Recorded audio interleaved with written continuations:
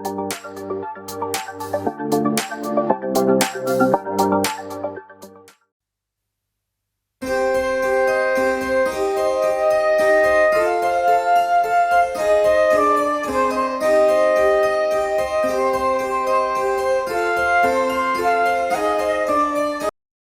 Lord. पुन्हा एकदा सर्वांचं मनःपूर्वक स्वागत. पास्टर मनोज तेलोरे मिनिस्ट्रीज हे यूट्यूब चॅनलमध्ये. या चॅनलला आपण लाईक करूयात, सबस्क्राईब करूयात आणि हे परमेश्वराचं अद्भुत वचन अनेक लोकांपर्यंत पोहोचण्यासाठी आपण अनेक लोकांना हे चॅनल शेअर करूयात. त्या ठिकाणामध्ये एक व्हॉट्सअप नंबर दिलेला आहे. जर तुमच्या जीवनामध्ये जर काही प्रश्न असतील तर तुम्ही त्या व्हॉट्सअप नंबरवर नक्कीच सांगू शकता. त्याचप्रमाणे तुमच्या जीवनामध्ये जर साक्ष घडली असेल तर ती साक्ष देखील तुम्ही त्या व्हॉट्सअप नंबरवर नक्कीच पाठवू शकता. जर तुम्हाला या ठिकाणामध्ये यायचं असेल, जर तो नंबर लागला नाही, जर काही प्रार्थना विनंती द्यायची असेल तर या ठिकाणामध्ये मी तुम्हाला 4 नंबर सांगत आहे. त्या नंबरवर तुम्ही कॉल करू शकता. त्यातला पहिला नंबर आहे 9860274141. दुसरा नंबर आहे 9850144151. तिसरा नंबर आहे 9730319999 आणि चौथा नंबर आहे 9922882179. हे 4 शिलोह पेंटिकॉस्टल चर्च सोलापूरचे अधिकृत नंबर आहेत. या नंबरवर तुम्ही संपर्क साधू शकता. परमेश्वर या चॅनलच्याद्वारे अद्भुत कार्य करत आहे, अद्भुत साक्षी घडत आहेत. एका बहिणीने पास्टरांना मेसेज केला होता आणि त्यांनी सांगितलं होतं की त्यांच्या नातीला 4 दिवस झालं ताप आहे आणि ताप उतरत नाही आणि डॉक्टर म्हणाले आता आपण ब्लड टेस्ट करू आणि त्यानंतर तिला आपल्याला ॲडमिट करावं लागेल. आणि हे सगळं घडल्यानंतर त्या ठिकाणामध्ये पास्टरांनी त्या मुलीसाठी प्रार्थना केली, ओके सेंड केलं आणि त्यांनी सांगितलं की ज्यावेळेस ते ब्लड रिपोर्ट सगळं काढण्यासाठी गेले, दुसऱ्या दिवशी सगळे रिपोर्ट्स नॉर्मल आले, तिला ॲडमिट करावं लागलं नाही, पूर्ण आरोग्य मिळालं. म्हणून आपण सर्व गौरव परमेश्वराला देणार आहोत. एका बहिणीने पास्टरांना मेसेज केला आणि त्यांनी सांगितलं की त्यांच्या गालाला मोठा फोड आला आहे आणि ज्यावेळेस ते वचन बघत होत्या त्यांनी सांगितलं की त्यांना खूप त्रास होता. पास्टरांचं वचन चालू होतं. वचन संपल्यानंतर शेवटी जेव्हा पास्टर प्रार्थना करत होते त्या प्रार्थनेमध्ये त्यांच्या गालाला असलेला तो मोठा फोड अचानक फुटला, त्यातलं सर्व रक्त पस निघून गेलं आणि त्या क्षणी त्यांना पूर्ण आरोग्य मिळालं. म्हणून आपण सर्व गौरव परमेश्वराला देणार आहोत. एका बहिणीने पास्टरांना मेसेज केला होता आणि त्यांनी सांगितलं की त्यांच्या मुलीची अंगठी आणि घड्याळ हरवलं आहे, पास्टर तुम्ही तिच्यासाठी प्रार्थना करा. आणि पास्टरांनी ओके सेंड केलं आणि दुसऱ्याच दिवशी त्या बहिणीचं घड्याळ आणि तिची अंगठी सापडली. म्हणून आपण सर्व गौरव परमेश्वराला देणार आहोत. एका बहिणीने पास्टरांना मेसेज केला होता की त्यांच्या सासूला युरिन इन्फेक्शन झालेलं आहे आणि डॉक्टर म्हणाले उद्या सगळ्या टेस्ट आपण करू आणि त्यांना ॲडमिट करावं लागेल. त्यांची सासू 70 वर्षाची होती आणि खूप त्या घाबरल्या होत्या की अशा परिस्थितीमध्ये कसं ॲडमिट करायचं. आणि त्यांनी पास्टरांना सांगितलं की पास्टर माझ्या सासूसाठी प्रार्थना करा आणि पास्टरांनी त्यांच्यासाठी प्रार्थना केली. आणि ज्यावेळेस ते दुसऱ्या दिवशी दवाखान्यात गेले त्यांचे सर्व रिपोर्ट्स नॉर्मल आले, कुठलंही त्यांना इन्फेक्शन त्या ठिकाणामध्ये राहिलं नाही, ॲडमिट करावं लागलं नाही. म्हणून आपण सर्व गौरव परमेश्वराला देणार आहोत. आणि ही वेळ आहे परमेश्वराच्या वचनाची. सर्वोत्तम अर्पणाची देवाकडनं परतफेड. सर्वोत्तम अर्पणाची देवाकडनं परतफेड.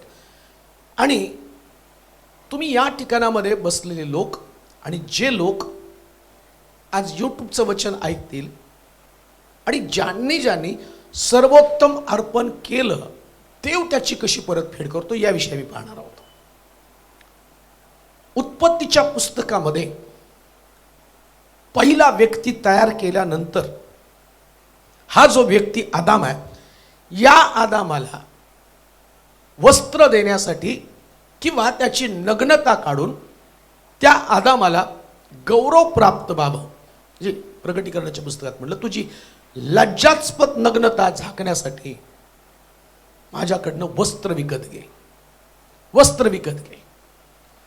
आता पहा, वस्त्र विकत घेणं यशाच्या ग्रंथामध्ये त्याला असं म्हटलं की त्यानं मला नीतिमत्वाची आणि धार्मिकतेची वस्त्र दिलेली आहे.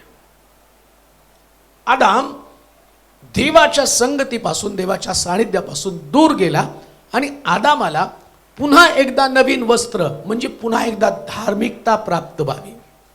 धार्मिकता लक्षात घ्या. बऱ्याच लोकांना धार्मिक जीवनाचा जो संबंध आहे तो संबंध फक्त चर्चला जाणं, वचन वाचणं, प्रार्थना करणं इथपर्यंत त्यांना असं वाटतं ते धार्मिक जीवन आहे. परंतु आज जी गोष्ट मी पाहणार की सृष्टीच्या निर्मितीनंतर मानवाची स्थापना म्हणजे एदेन बागेतनं जगामध्ये त्याला पाठवलं. पाठवत असताना या मनुष्याला एक वस्त्र देण्यासाठी बायबलमध्ये असं लिहिलं की देवानं बागेमध्ये कोकरा कापला म्हणजे पहिलं अर्पण. पहिलं अर्पण कोणतं? पहिलं अर्पण या कोकऱ्याचं अर्पण त्या बागेमध्ये केलं आणि मनुष्याला त्याने वस्त्र दिली. तुम्हाला आणि मला जी मिळालेली वस्त्र ती धार्मिकता. म्हणजे जेव्हा सृष्टीची निर्मिती झाली आणि जगामध्ये मानवाचं पहिलं पाऊल पडलं, या पहिल्या पाऊलामध्ये जर तुम्ही पाहिलं तर तिथं असं लिहिलं की देवानं पहिलं अर्पण केलं. आम्हाला प्रश्न पडतो की देवाला अर्पण का करायचं? त्याचं कारण मी तुम्हाला सांगतो. पहिलं अर्पण देवाचं आहे. पहिलं अर्पण देवानं केलं मनुष्याच्या उद्धारासाठी किंवा त्याला धार्मिक बनवण्यासाठी. पहिलं अर्पण देवाने. मग आता अर्पणाचा देवाशी काय संबंध आहे? काय त्या अर्पणाचा संबंध आहे? जेव्हा पवित्र शास्त्रामध्ये नियम देण्यात आले, त्या नियमामध्ये तुम्ही धार्मिक ठरण्यासाठी, धार्मिक ठरणं म्हणजे तुमच्यातलं पाप निघून जाणं. धार्मिक या शब्दाचा अर्थ आहे पापविरहित जीवन. तुमच्यामध्ये पाप आहे, हे पाप कसं काय बाहेर गेलं पाहिजे? मग त्यानं सांगितलं की तुम्ही एक कोकरा घ्या, त्याच्या डोक्यावरती हात ठेवा आणि कोकऱ्याचा बली देऊन त्या कोकऱ्याचं तुम्ही अर्पण करा. म्हणजे अर्पण आणि धार्मिकता या दोघांचा एकमेकाशी संबंध आहे. पण खरं अर्पण कोणतं आहे आणि हे अर्पण तुमच्या जीवनामध्ये कसं काम करतं? सर्वोत्तम अर्पणाची देवाकडनं कशी परतफेड होती? सर्वोत्तम अर्पण आम्ही प्रभूला जे देतो, या देण्याच्या द्वारे नेमकं घडतं काय आणि ते किती आवश्यक आहे? किती वचनं तुम्ही काढा आणि स्वतःला प्रोटेक्ट करण्याचा प्रयत्न करा. परंतु एक गोष्ट मला तुम्हाला सांगू द्या की पवित्र शास्त्रामध्ये या अर्पणाची दखल घेतली गेली. आणि मी जेव्हा ते वचन वाचलं तेव्हा मला कळालं, एक व्यक्ती असलं सुंदर त्यांनी अर्पण, एवढं भव्य दिव्य अर्पण त्यानं केलं की देवाच्या मर्जीतला व्यक्ती तो बनला. देवाच्या मर्जी. एक वचन वाचूया, उत्पत्तीचा दुसरे इतिहास पहिला अध्याय आणि त्याचं 1 पासून 13 पर्यंतचं वचन. दुसरे इतिहास पहिला अध्याय 1 ते 13 वचन.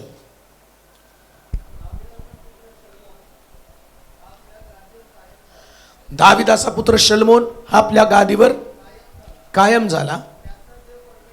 त्याचा देव परमेश्वर त्याच्याबरोबर होता. त्याने त्यास अति थोर पदात चढविले. शलमोनाने सर्व इस्रायलाला म्हणजे सहस्त्रपती शतपती न्यायाधीश आणि सर्व इस्रायलांच्या पितृकुळांचे सर्व नायक यांना सांगितल्यावरून शलमोनासह सर्व मंडळी गिबोन येथल्या उच्च स्थानी गेली. परमेश्वराचा सेवक मोशे याने रानात बनविलेला देवाचा दर्शन मंडप तेथेच होता. दाविदानं देवाच्या कोशासाठी जे स्थळ तयार केले होते तेथे किर्यात यारीमाहून तो आणला होता. त्याने यरुशलेमेत त्यासाठी डेरा उभारला होता. बसलेल बिन उरी बिन हूर याने केलेली पितळेची वेदी परमेश्वराच्या निवास मंडपापुढे असे. शलमोन मंडळीसह तिकडे गेला. दर्शन मंडपाजवळ परमेश्वरासमोर जी पितळेची वेदी होती तिच्याजवळ शलमोनाने जाऊन तिच्यावर 1000 होमबली अर्पिले. त्या रात्री देवाने शलमोनास दर्शन देऊन म्हटले, मी काय तुला बर हवा आहे तो माग. शलमोन देवास म्हणाला, माझा बाप दावीद याचवर तुझी फार कृपा असे व तू मला त्याच्या जागी राजा केले आहे. आता हे परमेश्वरा देवा, तू माझा बाप दावीद यास दिलेले वचन पूर्ण कर. मातीच्या रजकणांप्रमाणे संख्येने विपुल अशा प्रजेवर तू मला राजा केले आहे. या प्रजेसमोर वर्तण्यास मला आता चातुर्य व ज्ञान दे. तुझ्या एवढ्या मोठ्या प्रजेचे शासन कोणाला करता येईल? देव शलमोनास म्हणाला, ज्या अर्थी असा तुझा मानस आहे म्हणजे तू धनसंपत्ती व ऐश्वर्य ही मागितली नाहीत.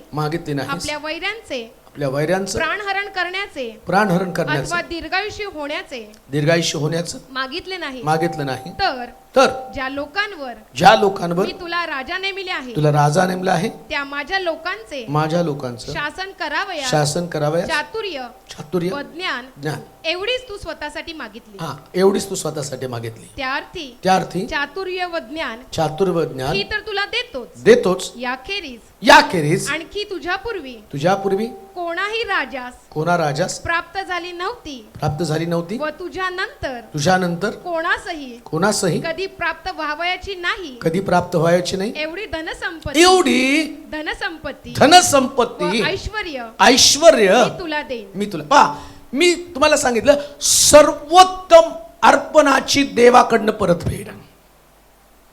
पहिलं अर्पण बरं का. आतापर्यंत वेगवेगळ्या लोकांनी अर्पण केले, दाविदाने अर्पण केलं, पुष्कळ असणाऱ्या लोकांची अर्पण आहे. परंतु शल्मोनाला देवानं दर्शन देऊन त्याला आशीर्वादित करण्याचं कारण काय असेल तर 1000 बलींचं अर्पण. 1000 बलींचं अर्पण. शल्मोन ज्ञानी बनला, देवानं त्याला धनवान बनवलं, त्याच्याकडनं मंदिर बांधून घेतलं, अनेक गोष्टी त्याच्या बाबतीत देवानं चांगल्या घडवल्या. पण एवढा मोठा अनुग्रह या शल्मोनाला मिळाला कसं काय? ज्ञानी झालेला आहे, धनवान झालेला आहे, त्याच्याकडे बुद्धिमत्ता आली, बांधकाम त्यानं करून घेतलं, राजा म्हणून देवानं त्याला निवडलं. दाविदाच्या घरामध्ये मुलं होती आणि परमेश्वर या शल्मोनाला राजा बनवणार होता. का राजा बनवत आहे? काय कारण आहे? का देवाचा अनुग्रह त्याच्यावरती होता? लक्षात घ्या, देवाच्या अनुग्रहाशिवाय तुम्ही या पृथ्वी तलावर कधीच पुढे जाऊ शकत नाही. तुम्हाला देवाच्या अनुग्रहाची गरज आहे. मग देवाच्या अनुग्रहाची सुरुवात होती कुठं? कुठं होती सुरुवात? मला वाटतं पहिल्या वचनामध्ये वाचूया, काय टप्पे त्याच्यातले पाहूया. पहिलं वचन, दाविदाचा पुत्र शल्मोन दाविदाचा पुत्र शल्मोन हा आपल्या गादीवर कायम झाला. आपल्या गादीवर कायम झाला. त्याचा देव परमेश्वर त्याचा देव परमेश्वर त्याच्याबरोबर होता. त्याच्याबरोबर होता. त्याने त्यास अति थोर पदात चढविले. अति थोर पदात चढविले. शल्मोनानं सर्व इस्रायलांना म्हणजे सहस्रपती. बस पहिला मुद्दा, तो देवासोबत राहिला. त्याचा बाप जसं देवासोबत होता तसं दावीद पण देवासोबत राहिला. दाविदानं जे काही ऐश्वर्य मिळवलं, राजगादी मिळवली, ती राजगादी शल्मोनाकडे आली. नीट आहे का? कधी कधी देव एखादं स्थान, एखादी जागा आम्हाला देतो, त्या जागेवरती पोचल्यावर काय आम्ही देवाबरोबर राहतो काय, हा मोठा प्रश्न आहे. स्थान, जागा, पैसा, प्रतिष्ठा, राजपद मनुष्याला भ्रष्ट करण्याचं काम करत असतं. शौलाला देवानं राजगादी दिली. शौल आम्ही पाहतो की त्याने मांत्रिक परत आणले, राजपद विसरून गेला. दावीद राजपदावरती चढला. दाविदाचं राजपद, त्याचं लक्ष त्या स्त्रीकडे गेलं आणि त्या स्त्रीला भ्रष्ट त्यानं करून टाकलं. राजपद, मोठी जागा मनुष्याला भ्रष्ट करतं.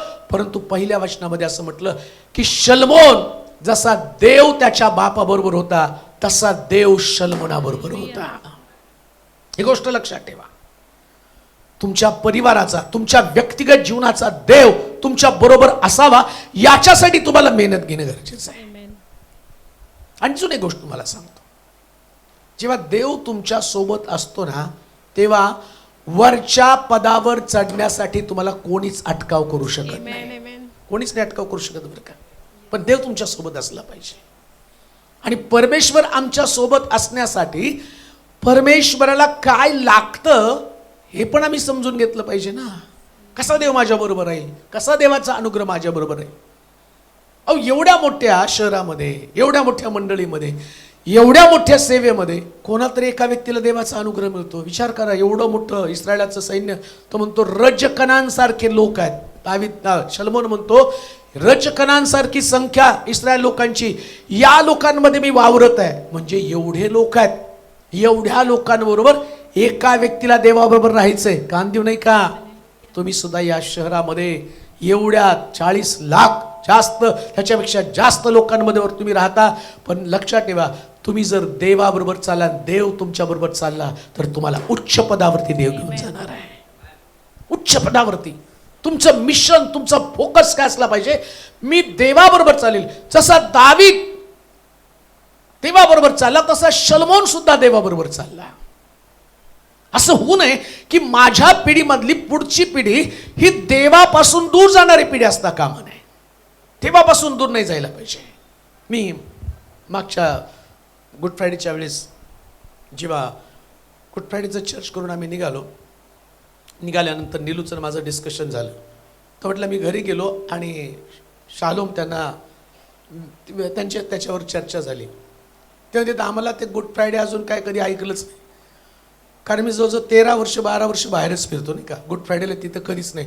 मग ते कसं असतं, क्रुसावर कसं जातं, काय करतात ते हे काय आम्हाला आज. मग तो म्हटलं अहो तुम्ही एक पिढी बाद करायला लागला आहे. त्या पिढीला जे बाहेर सांगता त्या पिढीला तुम्ही देवाचं वचन सांगत नाही. ते कसे देवावर चालणार आहेत? काय रस ते 7 शब्दांचं, काही सिक्रेट आहे, काय डॉक्टरीन आहे. याचा अर्थ मी असं म्हणत नाही की तुम्ही सांगता आणि ते कमी दर्जाचं सांगता, परंतु सांगण्याची एक पद्धत आहे की ज्या पद्धतीने तुमची पिढी मी ख्रिस्ताकडे वळवली, तुमच्या पिढीला मी देवाची ओळख करून दिली, तसं पुढच्या पिढीला का होईत असं लिहिलंय. दावीद ज्या पद्धतीने आपल्या पिढीला घडवत होता. आता विचार करा, दाविदाला बाकीची पण लेकरं होती, पण ही लेकरं घडली नाहीत, पण शलमोन घडला. का तर शलमोन दाविदाचं आत्मिक जीवन पाहत होता, कसं देवाबरोबर चालत आहे. हीच गोष्ट मंडळी या नात्यानं तुमचं आत्मिक जीवन तुमच्या लोकांसमोर अशा पद्धतीने असू द्या की जसा शलमोन देवाबरोबर चालला, दावीद देवाबरोबर चालला, तसं शलमोनानं देवाबरोबर चालला. हे अर्पण आहे बरं का. याच्यासाठी याला अर्पण म्हटलेलं आहे. कोणतं अर्पण? तुम्हाला आदर्श जीवन जगावं लागतं. मला जेव्हा लोक पाहतील ना, तर माझ्या पाहण्यानं लोक देवाबरोबर चालले पाहिजेत. आता शलमोना दाविदाची बाकीची मुलं ती का माघारी गेलीत? का बाकीच्या मुलानं भावानं बहिणीवरती बलात्कार केला? त्याचं कारण मी तुम्हाला सांगतो. या मुलांनी त्याच्या बापानं दुसऱ्याची पत्नी घरामध्ये आणली हे पाहिलं होतं ना, आणि त्याचा परिणाम काय झाला की तो मुलगा त्याच्या बहिणीवरती त्यानं बलात्कार केलेला आहे. म्हणजे तुमचं अनुसरण कोणतरी करत असतं. मग अर्पण करणं म्हणजे काय? तुम्हाला त्याग करणं, मरणं. अर्पण म्हणजे मरणं. जेव्हा दावीद शलमोन जन्माच्या येण्याच्या अगोदर, नीट ऐका बरं का, मी तुम्हाला त्याच्यामध्ये 2 गोष्टी सांगितल्या. मंडळीमध्ये, परिवारामध्ये, जगामध्ये 2 प्रकारचे लोक आहेत. एक वाईटाचं अनुसरण करणारे आणि एक धार्मिकतेचं अनुसरण करणारे. जगामध्ये प्रत्येक व्यक्तीमध्ये काही दोष आणि काही चांगुलपण असतं, पण अर्पण करणाऱ्यानं आणि अर्पण स्वीकारणाऱ्यानं नेहमी चांगलंच अर्पण स्वीकारलं पाहिजे. चांगलं अर्पण स्वीकारा, चांगल्या गोष्टी स्वीकारा. तशा शलमोनानं दाविदाकडनं चांगल्या गोष्टी घेतलेल्या आहेत. दावीद कुठंतरी चुकला, दावीद कुठंतरी भरकटला, परंतु बाकीच्या मुलांना दाविदाचं भरकटलेलं जीवन पाहिलं, ते भरकटून गेले. पण शलमोनानं दाविदाचं चांगलं जीवन पाहिलं आणि जातो म्हणतो, माझा बाप राजगादीवरती होता, त्याला राजगादी त्याच्या कर्तृत्वानं मिळाली नाही, राजगादी त्याला देवानं दिलेली आहे. ही गोष्ट लक्षात ठेवा. आमचं आत्मिक जीवन हे नेहमी देवाभोवती फिरणारं जीवन असलं पाहिजे. आज जी आमची जागा आहे, ही जागा माझी विद्वत्ता, माझं ज्ञान किंवा माझ्यामध्ये काहीतरी ॲबिलिटी आहे म्हणून. आता दाविदाची ॲबिलिटी काय होती हो? विचारलं त्याला शाऊलानं. गल्ल्याताशी युद्ध करायला निघाला, एखादा अनुभव सांग, कोणतं युद्ध केला? तो म्हणला काही नाही, अस्वलाच्या तोंडातनं मेंढरू घेऊन आलो. ही तुझी ॲबिलिटी, ही तुझी कुवत आहे.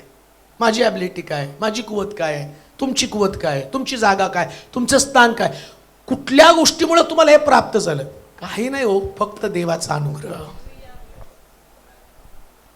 ईशाच्या घरामध्ये शमूएल गेला, देव म्हणतो याच्या घरात एक राजा लपलेला आहे. ऐका बरं का, ॲबिलिटी काय त्याच्या संबंधाने सांगत आहे. शलमोन तो शलमोन आहे. बेस्ट अर्पण, परतफेड देव करतो. उत्तम अर्पण देव कशी परतफेड करतो याच्या संबंधाने मी बोलत आहे. दाविदाच्या घरामध्ये, ईशाच्या घरामध्ये शमूएल गेला आणि देव म्हणतो एक राजा त्यांच्यामध्ये लपलेला आहे. आता सगळी मुलं त्याच्याकडे आली. पहिल्या मुलाला पाहिल्या शमूएल वेडा झाला, हाच राजा. म्हणतो ॲबिलिटी आहे, उंचापुरा आहे, शरीरेष्टी चांगली. तो म्हटलं नाही. मग दुसरा तो म्हटलं याला प्रभू हा तर नक्की असेल. तो म्हटला हा पण नाही. मग तिसरा तो म्हटला हा पण नाही. याला प्रश्न पडला. 7 मुलं गेले, एकही सापडायला तयार नाही. ते म्हटला तू ॲबिलिटी पाहतोस, मी अवॅबिलिटी पाहतो. हालेलुया. ॲबिलिटी म्हणजे ताकद. तुला वाटतं त्याच्याकडे ताकद आहे. देव ताकदीला वापरत नाही, देव उपलब्धतेला वापरतो. हालेलुया. उपलब्धता. तुमचं अर्पण म्हणजे तुमची उपलब्धता आहे. बेस्ट अर्पण. उपलब्ध व्हा देवाच्या कामासाठी. कोणी लढायला तयार नव्हतं, कोणी लढायला तयार नव्हतं. ज्याला युद्ध करण्यासाठी देवानं नेमलं त्यानं हत्यार टाकून दिलं शाऊलानं. दावीद उपलब्ध झाला. त्यानं विचार नाही केला. राजा घाबरला. राजा त्या असणाऱ्या शत्रूसमोर शरणागती पत्करली. माझ्या जीवाची बाजी मला लावावं लागणार आहे, माझ्या जीवाची बाजी मला लावावं लागणार आहे.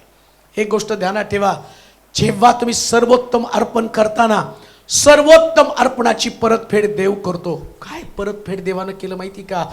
दावीद उपलब्ध झाला. देवा माझ्या लोकांसाठी मी उपलब्ध होतो. मरावं लागलं तरी चालेल, एक तर गल्ल्यात राहील नाहीतर दावीद राहील. पण दावीद राहील याची गॅरंटी का? गल्ल्याताकडे यहोवा देव नाही, दाविदाकडे यहोवा देव आहे. हालेलुया. दाविदाकडे यहोवा देव आहे. यहोवा देव जेव्हा तुमच्यामध्ये असतो आणि तुम्ही अर्पणाच्या हरणेनं प्रभूकडे निघता. दाविदानं आपलं जीवनच प्रभूला देऊन टाकलं. हो, जीवनच देऊन टाकलं प्रभूला. काय त्याच्या मालकी आहे? आता देव त्याला काय म्हणतो माहिती का? नुसता राजा नाही, तू हालेलुया. कालखंडाचा राजा नसणार आहे. कालखंडाचं म्हणजे तुम्ही जर इतिहासाचं पुस्तक वाचलं, राजेचं पुस्तक, त्याच्यात लिहिलं 20 वर्ष राज्य केलं, मग त्याच्या जागी दुसरा आला, मग देवानं त्याचं राज्य खालसा केलं, यानं 3 वर्ष राज्य केलं, 6 महिने राज्य केलं. तिथं बघा तुम्ही, त्याला कालखंडाचे राजे आहेत. दावीद कालखंडाचा राजा नव्हता. दाविदा संबंधानं म्हटलं दाविदाचं सिंहासन आढळ असेल, कारण दाविदाच्या बुंदाऱ्याला घुमारा फुटेल. दाविदाच्या कुळातनं, दाविदाच्या वंशातनं राजा येईल. तो नुसता राजा नसेल, राजांचा राजा, अनादिकालचा राजा तो राजा असेल. जेव्हा तुमचं समर्पण, तुमचं अर्पण बेस्ट असतं, तेव्हा देवाची परतफेड सुद्धा बेस्ट असते. प्रिया, हालेलुया. एकदम बेस्ट अर्पण करा. आमेन.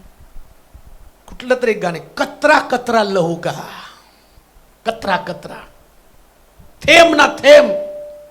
येशू ख्रिस्तानं सुद्धा थेंब ना थेंब रक्ताचा जगासाठी देऊन टाकला. म्हणून शास्त्र सांगतं पित्यानं साऱ्या जगाचा न्याय त्याच्या हातामध्ये देऊन टाकला. बेस्ट अर्पण, बेस्ट प्रत्य आणि परतफेड देवानं केली.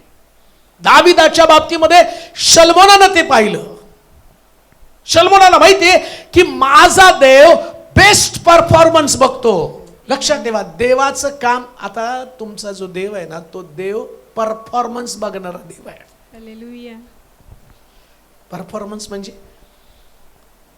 तुम्ही जे दाखवता देवाला ते तुमचा परफॉर्मन्स आहे. स्टेज परफॉर्मन्स नाही बरं का, तुमचा अर्पणाचा परफॉर्मन्स. अर्पणाचा परफॉर्मन्स कसं काय पाहतो? इकडे पहा. पहिलं अर्पण काईन आणि हबेल याने उत्पत्तीच्या देवाने अर्पण केलं, कोकरा कापला. आता देवासारखंच अर्पण देवाला आवश्यक आहे ना. हबेलानं देवासारखंच अर्पण दिलं, त्यानं आपलं करडू कापलं, देवाला देऊन टाकलं. काईनानं अर्पण चेंज केलं, त्याचा परफॉर्मन्स नीट नव्हता. हो, देव जसं अर्पण देतो तसंच अर्पण त्या देवानं दाखवून दिलं. मी त्या बागेमध्ये तुम्हाला धार्मिकता, तुम्हाला चांगुलपण देण्यासाठी मी कोकरा कापला. आता तुम्ही मला देताना कोकराच कापला पाहिजे. रोमकराच्या पत्रामध्ये म्हटलं नाही का, बंधुजनो तुम्ही आपली शरीरे जिवंत, पवित्र व देवाला ग्रहणीय यज्ञ म्हणून समर्पित करा. सगळ्यात बेस्ट अर्पण तुमचं शरीर आहे. प्रियानो, देऊन टाका प्रभूला. हक्क ठेवू नका त्याच्यावरती. विचार, कृती, शब्द सगळं काही प्रभूच्या हातामध्ये देऊन टाकायचं. विचार पण प्रभूचेच विचार, कृती सुद्धा प्रभूची कृती. हे शरीरच प्रभूला देऊन टाकायचं. या शरीरावरती तुम्हाला राज्य करता कामा नये. इकडं शल्मोन जे आहे, काईनानं आणि हाबेलानं जे अर्पण दिलं, या परफॉर्मन्स वरती आम्ही पाहतो हाबेलाला मरावं लागलं. म्हणून रोम 12:1-2 मध्ये सांगितलं, तुम्ही आपली शरीरे जिवंत, पवित्र व देवाला ग्रहणीय. म्हणजे काय? प्रभूला आवडणारे. प्रभू काय ग्रहण करतो? तुम्ही जे देता ते प्रभू ग्रहण करत नाही. ऐका, एक वचन असतं नाही का, मला चांगलं आठवतं की सुरुवातीला रोटरी क्लबमध्ये आपलं चर्च असायचं. आपल्या चर्चमध्ये एक व्यक्ती असायची, होती भरपूर पैसा पाणीवाली, पण ते अर्पणाच्या बाबतीमध्ये फार इतकी कंजेक्टेड होती. मला एकदा त्यांनी वाद घालायला सुरुवात केली. ते तुम्ही लोक पाळक लोक असं सांगता, देवाला 10वा भागच द्यायला पाहिजे. पण असं लिहिलंय, आपल्या मनात ठरवल्याप्रमाणे तुम्ही देवाला द्यायला पाहिजे. तुमचं मन हलकट, ते फाटक्याच नोटा ठरवणार. देव इकडं मनात ठरवल्याप्रमाणे म्हटल्यावर एवढी जर त्यानं तुम्हाला मुभा दिली असती तर तिकडं त्याला नियमच द्यायची गरज नव्हती ना, की तुम्ही आपल्या उत्पन्नाचा 10वा भाग परमेश्वराच्या भांडारात आणून समृद्ध करा. तुमचं मन देवाला माहिती आहे. अर्पणाच्या बाबतीमध्ये देव काय करतो माहिती का? तो आता तिकडे एक वचन दिलं ना, कोणतं वचन? तुम्हाला देवाला, म्हणजे तुम्ही 10वा भाग देता, हा देणं हा देवाचा नियम आहे. याच्या व्यतिरिक्त तुमच्या मनात तुम्ही ठरवलं, त्याच्यावर तुम्हाला मनात ठरवावं लागतं. म्हणजे 10व्या भागातलं नाही तुम्हाला मनात ठरवायचं द्यायचा का नाही द्यायचा, हे पण ठरवता येत नाही बरं का. बरेच लोक 10व्या भागात ठरवताना ते म्हणतात, नाही पाळक साहेब आम्ही थोडेसे समाजसेवा करतो आणि तुम्हाला मला 1 लाख पगार आहे, पण आम्ही काय करतो 6,000 तुम्हाला पाठवतो आणि 4,000 अनाथ आश्रमला. अरे तुला कोणी सांगितलं मनात हा मनचा कारभार करायला? तुला कोणी सांगितलं? तुला अर्पण बेस्ट, परतफेड बेस्ट. परतफेड बेस्ट. जसं अर्पण तसं परतफेड. प्रभू एखादी गोष्ट करताना मुद्दामून नियम देतो. का नियम देतो माहिती का? तुम्ही कसे नियम पाळता ते त्याला पाहायचं असतं म्हणून नियम देतो. आता साधी गोष्ट आहे, आज आम्हाला त्यांनी सांगितलं सगळ्या झाडाचं फळ खा, मधल्या झाडाचं फळ का सांगितलं देवाने त्याला? आता बघा, जीवनाच्या झाडाचं फळ तर तो म्हणतो जो विजय मिळवतो त्याला मी जीवनाच्या झाडाचं फळ देईल. तिकडं प्रगटीकरणाच्या पुस्तकात तो विजया संबंधाने म्हणतो जीवनाच्या झाडाचं फळ देणार आहे. आणि एदेन बागेमध्ये तो म्हणतो आता तू बागेत प्रवेश करायचा नाही, नाही तर जीवनाचं झाडाचं फळ खाऊन तू मरणार नाही, जिवंत राहशील. मग प्रभू असं का करतो? एक साधा नियम त्यानं देऊन ठेवला. कशासाठी माहिती का? तो म्हटला फलद्रूप हो, भूमी व्यापून टाक, सगळं काही तू खा पी, सगळ्यावरती तुला अधिकार आहे. पण एक आज्ञा, एक नियम आहे, सगळ्या झाडाचं फळ खा, मधल्या झाडाचं फळ खाऊ नको. म्हणजे एदेन बागेत राहायचंय. एदेन म्हणजे आनंद, एदेन म्हणजे आशीर्वाद, एदेन म्हणजे प्रभूची संगती, एदेन म्हणजे देव आम्हाला भेटायला येणार ती जागा. एकच नियम आहे ना, मधल्या झाडाचं फळ खायचं नाही. परंतु नेमकं घडलं काय?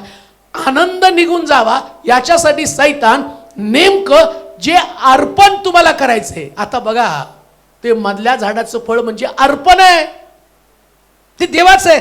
देव म्हणतो ना खायचं नाही, नाही खायचं, हात पण लावायचं नाही. सैतान बरोबर तिकडेच घेऊन जातो. त्या हवेला बरोबर तिकडे घेऊन गेलं. चला सिस्टर या, संसारिक बाई. देवाला काय कळतं? संसार आहे माझा. आणि तिला घेऊन गेलं. बघ फळ किती सुंदर आहे, किती सुंदर आहे फळ. अर्पण तिच्या डोक्यातनं गेलं, अख्खी बाग आदामाच्या हातातनं गेली. लक्षात ठेवा, जेव्हा तुमचं अर्पण पुन्हा बेस्ट येतं, अख्खी बाग प्रभू तुमच्या स्वाधीन करून टाकतो. अख्खी बागच तुमच्या हातामध्ये परत देऊन टाकली.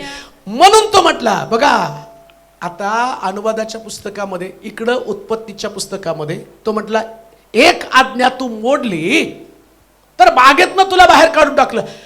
अनुवादाच्या पुस्तकामध्ये तो म्हणतो या आज्ञा तू पाळशील, नगरात आशीर्वादित, शेतीवाडीत आशीर्वादित, गुरं आशीर्वादित, लेकरं आशीर्वादित, अख्खी बाग तुमच्यात स्वाधीन परत करून टाकली प्रभूना.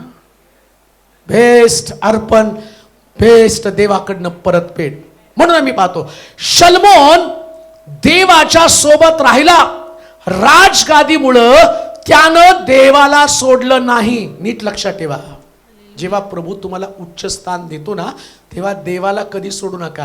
आणि देवाला न सोडणाऱ्या व्यक्तीचा दर्जा नेहमी वाढत असतो. देवाला न सोडणाऱ्या व्यक्तीचं स्थान नेहमी वाढत असतं. ते कधीच खाली जाऊ शकत नाही. प्रमोशनवर प्रमोशन. तुम्हाला माहिती का, मी बिलिव्हर्स लोकांचं मृत्यू झाल्यावरती जगातले बरेच लोक ज्यावेळेस मरतात ना, तर ते म्हणतात की नाही, ते आज आपल्याला सोडून गेले. आणि ते फेसबुकला एक असतं, रिप, RIP, रेस्ट इन पीस. खरे विश्वासणारे लोक आहेत ते काय शब्द टाकतात, दे प्रमोटेड. म्हणजे काय, त्यांचं प्रमोशन झालं. कोणतं प्रमोशन? म्हणजे विश्वासणाऱ्या व्यक्तीचं प्रमोशन काय, या पृथ्वी तलावर प्रमोशन होत होत सगळ्यात मोठं प्रमोशन कोणतं? पौल म्हणतो, या देहासंबंधानं मी मोठ्या पेचात आहे, जिवंत आहे तर प्रभूची सेवा करणार, मेलो तर प्रभूला भेटायला जाणार. हे प्रमोशन आहे हो. हे पण अर्पण आहे. मृत्यू हा पण अर्पण आहे. म्हणून प्रभू येशू ख्रिस्तानं स्वतःला क्रुसावरती अर्पण केलं आणि त्यानं दाखवून दिलं, मृत्यू सुद्धा मला देवापासून कधी विभक्त करू शकत नाही. मृत्यूच्या शेवटच्या घटकेपर्यंत येशू देवासोबत राहिला. आणि आम्ही पाहतो त्यानं बेस्ट अर्पण केलं. बेस्ट अर्पण केलं म्हणून शास्त्र सांगतं, देवानं अख्खी सृष्टी त्याच्या हवाली करून टाकली. तुमचा परफॉर्मन्स बेस्ट असला पाहिजे. दुसरी गोष्ट आपण वाचूया. दुसरे इतिहास 1 अध्याय 2 आणि 3 वचन. शल्मोनाने सर्व इस्रायलांना म्हणजे सहस्रपती, शतपती, न्यायाधीश आणि सर्व इस्रायलांच्या पितृकुळांचे सर्व नायक यांना सांगितल्यावरून शल्मोनासह सर्व मंडळी गिबोन येथल्या उच्च स्थानी गेली. आता दुसरी गोष्ट. पहिली गोष्ट, उच्च स्थानावर गेल्यावर तो देवाबरोबर राहिला. किती मोठ्या पदावरती जा, किती मोठ्या जागेवरती तुम्ही जा. पूर्वी जसं तुम्ही देवाबरोबर चालतात तसंच तुम्हाला चालता आलं पाहिजे. पद बदलली, दर्जा बदलला, स्थान बदलला, याच्यानंतर देवाबरोबर चालण्याचं कमी करू नका. गरीब परिस्थितीमध्ये आम्ही देवाबरोबर चालतो, परंतु देव परिस्थिती बदलतो म्हणून काही देवाबरोबर चालण्याचं बंद केलं का? नाही, तसंच चालायचं. तशाच पद्धतीने देवाबरोबर चालायचं. आता दुसरी गोष्ट, त्याला मोठ्या जागेवरती तो गेल्यावर, ऐका बरं का, फार सुंदर आहे. मी ते वाचल्यावर मला इतका आनंद वाटला. हो, त्यांनी सगळ्या मोठ्या अधिकाऱ्यांना सुद्धा सगळ्यात मोठ्या अधिकाऱ्याकडे घेऊन गेला. वाचा काय, सहस्रपती शल्मोनानं सर्व इस्रायलांना म्हणजे सहस्रपती, शतपती, न्यायाधीश आणि सर्व इस्रायलांच्या पितृकुळांचे सर्व नायक यांना सांगितल्यावरून शल्मोनासह सर्व मंडळी गिबोन येथल्या उच्च स्थानी गेली.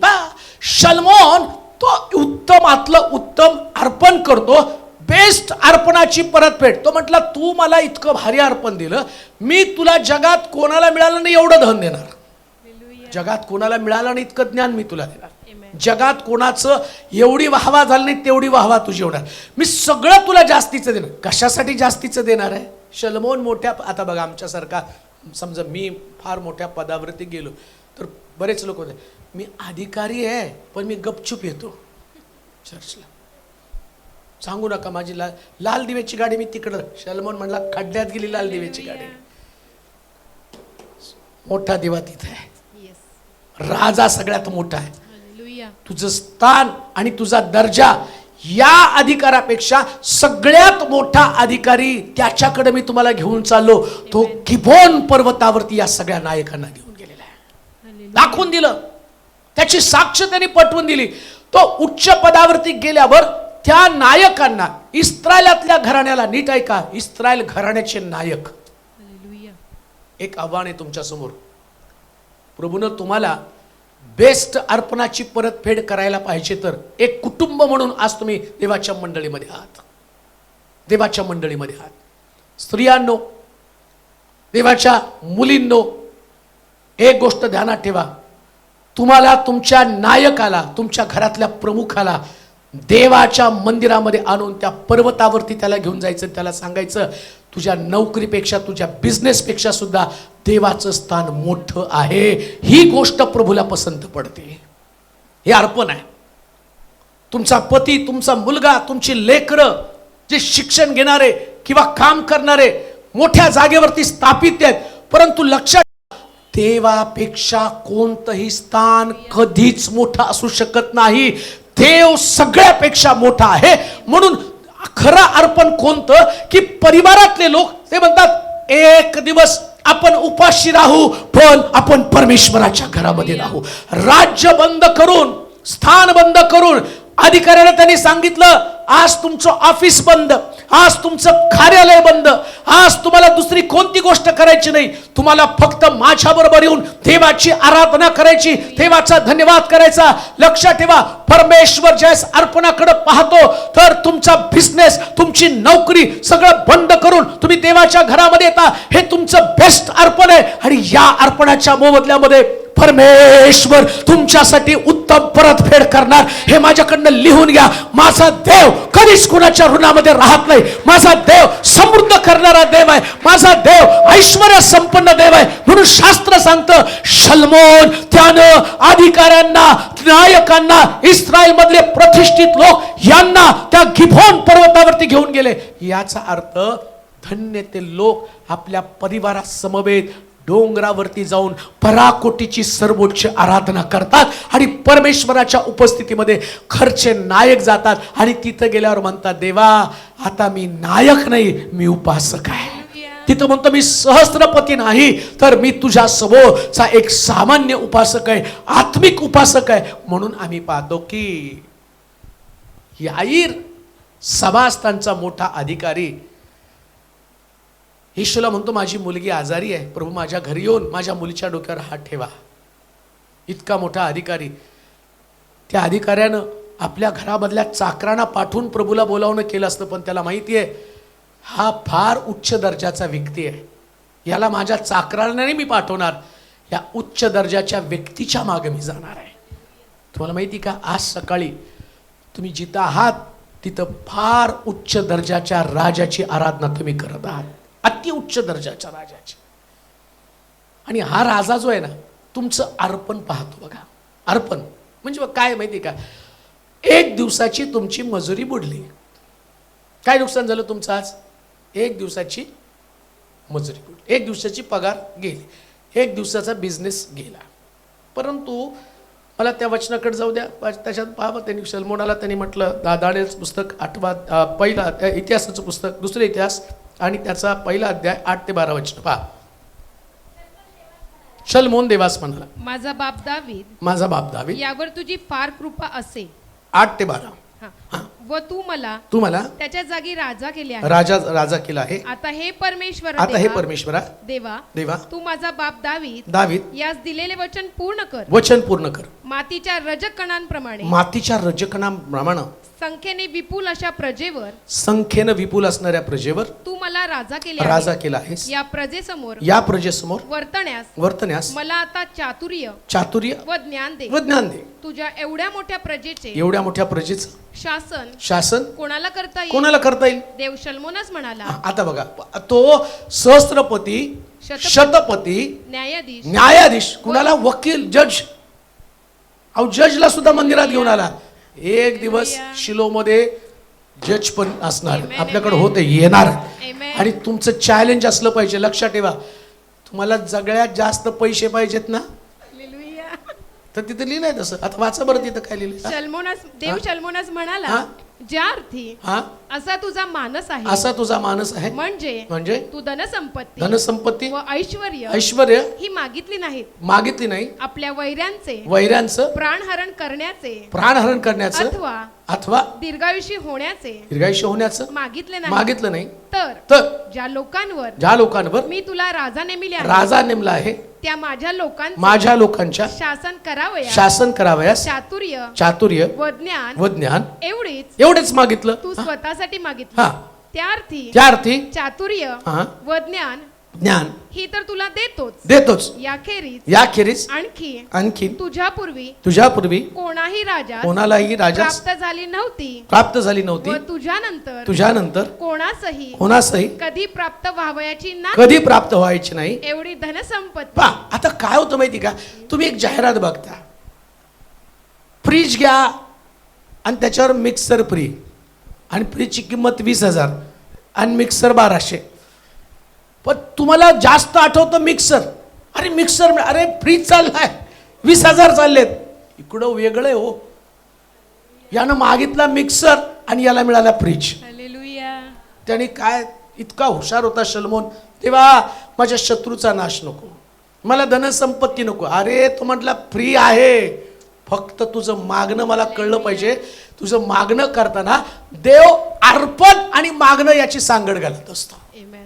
काय करतो तो, यानं जगातले सगळे श्रीमंत आपल्या बरोबर घेऊन गेला बरं का. काय ते अर्पण इतकं भारी होतं ना, देवासमोर न्यायाधीश घेऊन गेला, देवासमोर सहस्त्रपती घेऊन गेला, देवासमोर शतपती घेऊन गेला, इस्रायल मधले अजून कोण आहे, आणि सर्व इस्रायलांच्या पितृकुलांचे. हा म्हणजे घराण्याची घराणी. हालेलुया. माझी तरीच एकदा अंबानीलाच घेऊन यावं. का तर अंबानी इकडे आला ना, देव त्याच्यापेक्षा जास्त धनवान मला करेल ना. अहो नियम आहे तो, बेस्ट अर्पण. उगाच नाही मिळालं त्याला, त्याने ते श्रीमंत. लक्षात ठेवा, चर्च श्रीमंत व्हायला पाहिजे तर चर्च मध्ये श्रीमंत लोकांना सुवार्ता सांगितली पाहिजे. अहो अर्पण आहे ते. माझं चर्च गरीब. आम्ही काय करतो माहिती का, आम्ही नाही, न्यायाधीशला कशाला देवाची गरज आहे का, न्यायाधीशला स्वर्ग नको आहे. किती लोकांना फाशी दिली त्यांनी, किती लोकांना त्यांनी सांगितलं की हँग टिल डेथ, पेन तोडून मोकळा झाला. शलमोन म्हणतो तारणाचा मार्ग तुला समजायला पाहिजे, तुझं जीवन वाचायला पाहिजे, तर तुला देवाच्या जवळ यायला पाहिजे. न्यायाधीशाला तो डोंगरावरती घेऊन गेलेला आहे. चॅलेंज आहे तुमच्यासाठी, आव्हान आहे तुमच्यासाठी. स्वस्थ बसू नका. जसं त्यानं अर्पण करण्यासाठी उच्च जागेवरच्या लोकांना जाऊन सुवार्ता सांगितली, ते दिवस लांब नाहीत. जगातला प्रत्येक गुडघा येशू समोर टिकेल. एक आणि एक व्यक्ती प्रभू समोर झुकेल, परंतु झुकताना शलमोनासारख्या लोकांची प्रभूला गरज आहे. शलमोन बना, शलमोन. बेस्ट अर्पण. प्रभू समोर नेताना राजाला शोभेल असं अर्पण नेलं. राजा होता तो अधिकारी होता.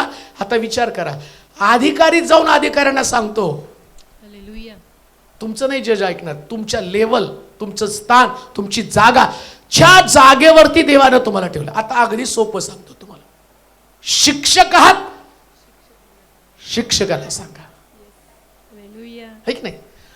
नर्स आहात, नर्सला सांगा. हाऊसवाईफ आहात, हाऊसवाईफला. इतकं सोपं आहे.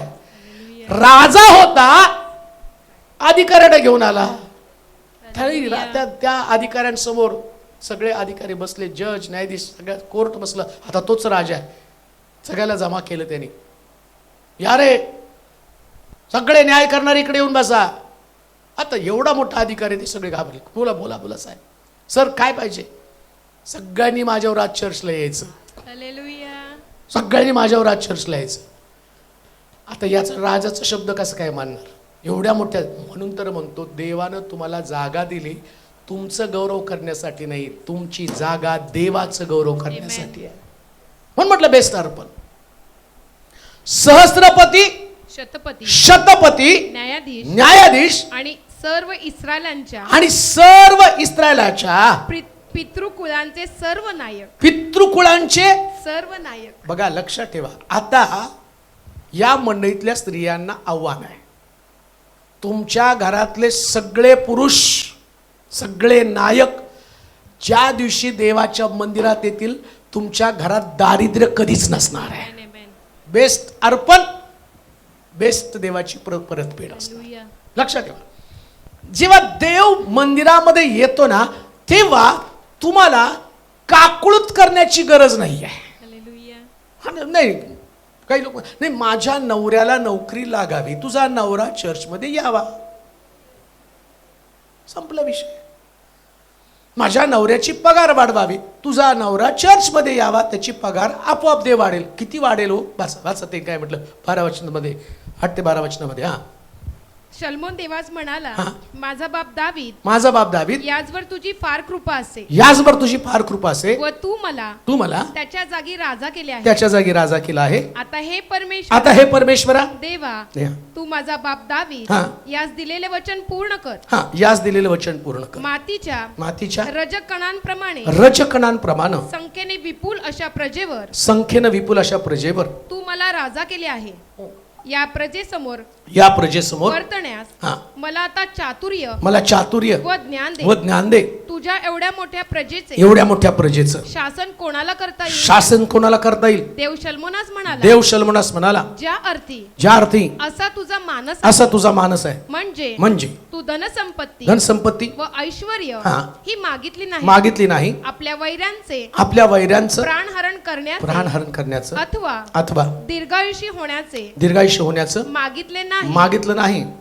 तर ज्या लोकांवर मी तुला राजा नेमिले आहे, तुला राजा नेमला आहे, त्या माझ्या लोकांचं शासन करावयास चातुर्य व ज्ञान एवढी तू स्वतःसाठी मागितली.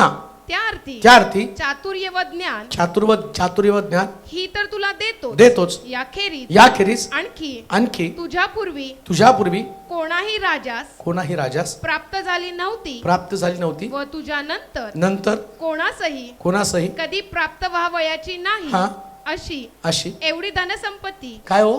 एवढी धनसंपत्ती एवढी नाही, तुझ्यापूर्वी कोणाचाही राजास कोणालाही मिळाली नाही तेवढी. Amen. आजपर्यंत कोणाला मिळाली नाही आणि तेवढी. यापुढेही लक्षात ठेवा, मला असं वाटतं की आम्ही भारतामध्ये असणारा अंबानी बंबानी सगळ्याच्या पुढं असावे, आणि देव ते केल्याशिवाय राहणार नाही. कारण माझा देव हा विश्वासू देव आहे, परंतु केव्हा आमचे लोक देवाच्या घरामध्ये असतील. न्यायाधीश, वकील, सहस्त्रपती, शतपती, न्यायाधीश. बरं कोण कोण आलो? न्यायाधीश कोण आलं? आम्ही तर सारे चपरासी बी नाहीत,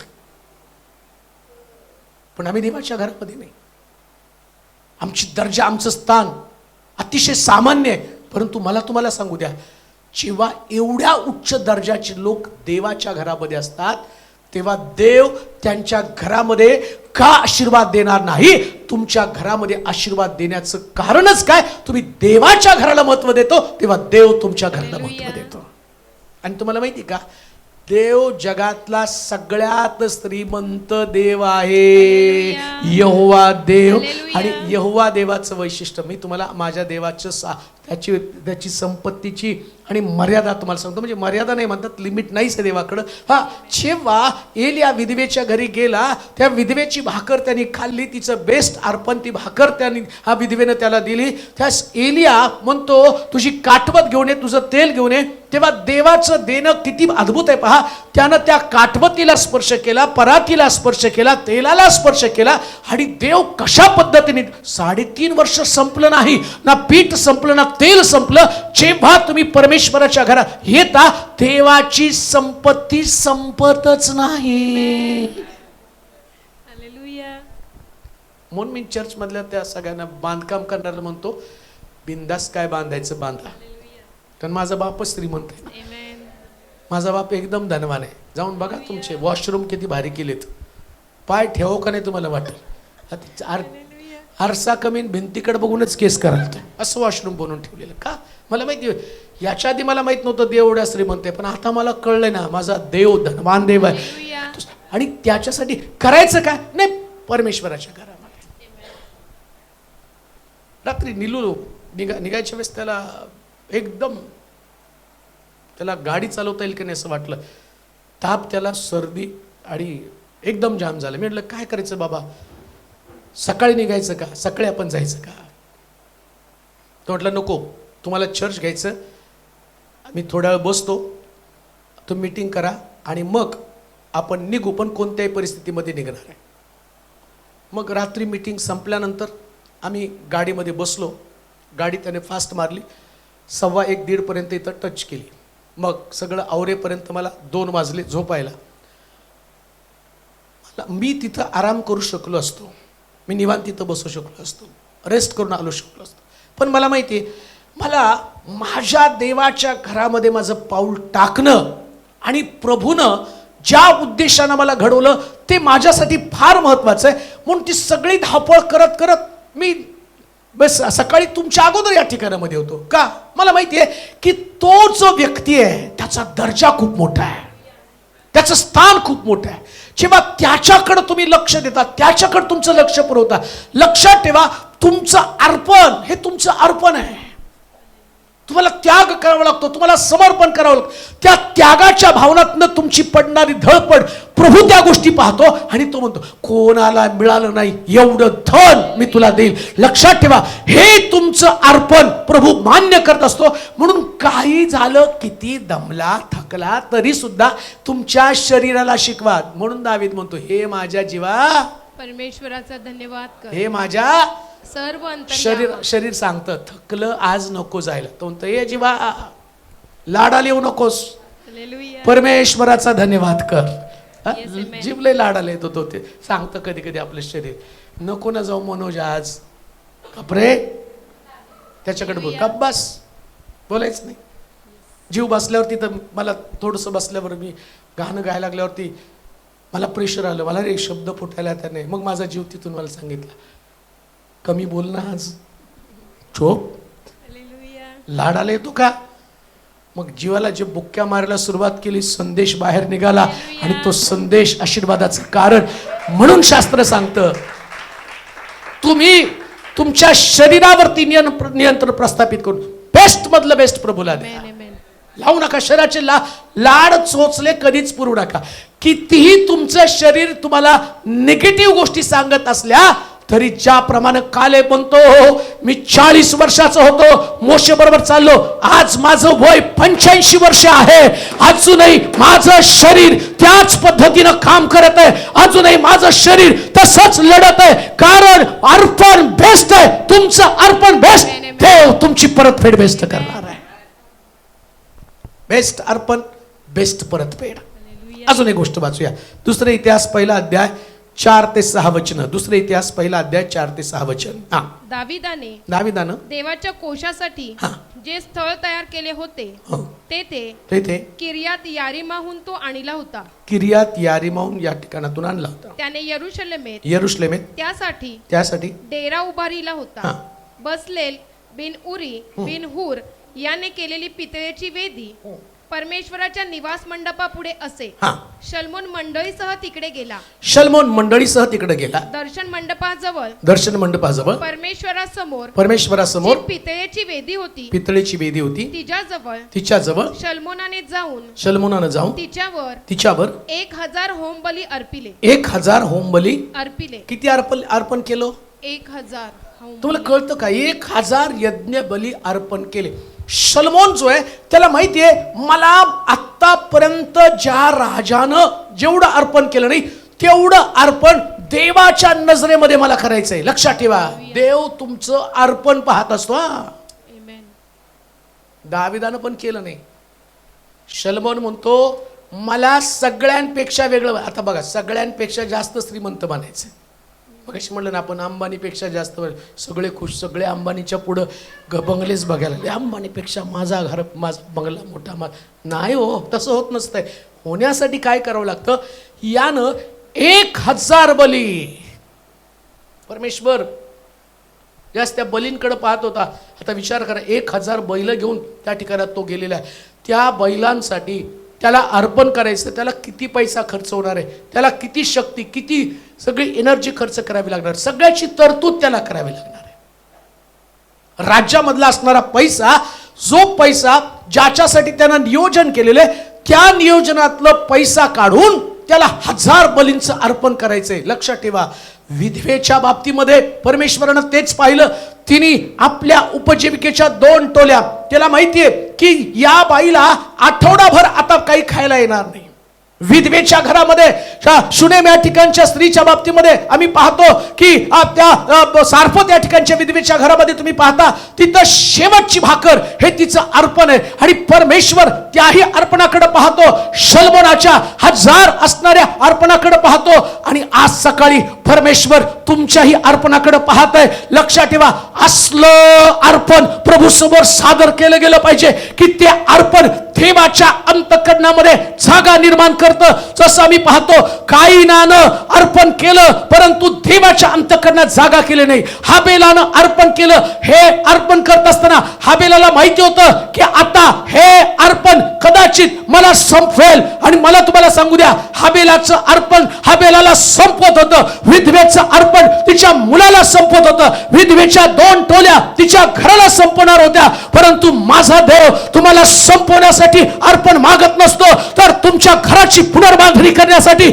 आणि तुमची लेकरं, तुमची मुलं, तुमचा परिवार आणि त्यांना जिवंत करण्यासाठी आणि त्यांची तरतूद करण्यासाठी. म्हणून शास्त्र सांगतं की शल्मोनानं